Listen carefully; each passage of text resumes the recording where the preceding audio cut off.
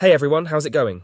Finally, the latest iOS 18 Public Beta 5 is here, along with the new iOS 18 Developer Beta 7. In this video, we're going to dive into whether you should install this update or wait. We'll cover new features, bug fixes, and any issues that come with this release.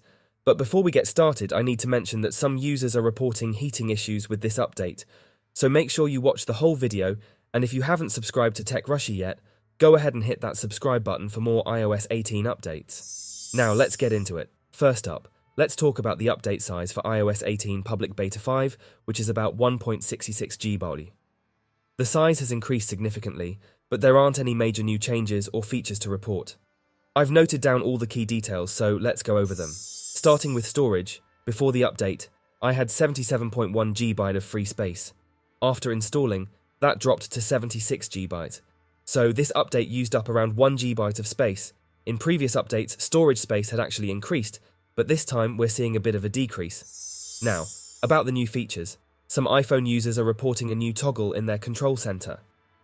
If you go to Add Controls, you'll notice new options in the sound settings. I'm using an iPhone 14 Plus, and I haven't seen this new toggle yet. But there have been tweets from users showing a new silent mode toggle. Let me know in the comments if you've seen this in your device. Moving on to bugs. One of the issues is with the phone app. The call option in the call history section has been removed. You can still tap to call from recent searches, but the dedicated call button in the history has vanished. Hopefully, this will be fixed in the next update. Another bug is in the Photos app. When you check videos, the mute toggle is missing on the main screen. It does appear in edit mode, but not on the main screen. Is it the same for you? Drop a comment and let me know. There's also a bug in the control center affecting the music panel and data connection toggles. For some users, these panels have disappeared, but everything seems to be working fine on my iPhone. However, many users have reported issues with the control center. Aside from these, there are just a few more bugs in this update. But thankfully, some major bugs have been fixed, like the control center crash issue. Even after a restart, the layout stays intact and functions properly now. Another fix relates to the clock. In the previous update, some users noticed that their clock was repositioned or didn't work correctly. That's now been resolved. However, there's still an issue with wallpapers taking longer to load, so check if you're experiencing this too. Now, let's talk battery performance, battery health, and that heating issue I mentioned earlier. So far, my battery health has dropped to 89% after installing all the beta updates, from beta 1 through beta 5. That's about a 5% drop, which is consistent with what other users are seeing. No major battery issues to report yet, but that heating issue is real. Right now, my iPhone is running hot, even though my AC is set to 75 degrees, 24 degrees Celsius.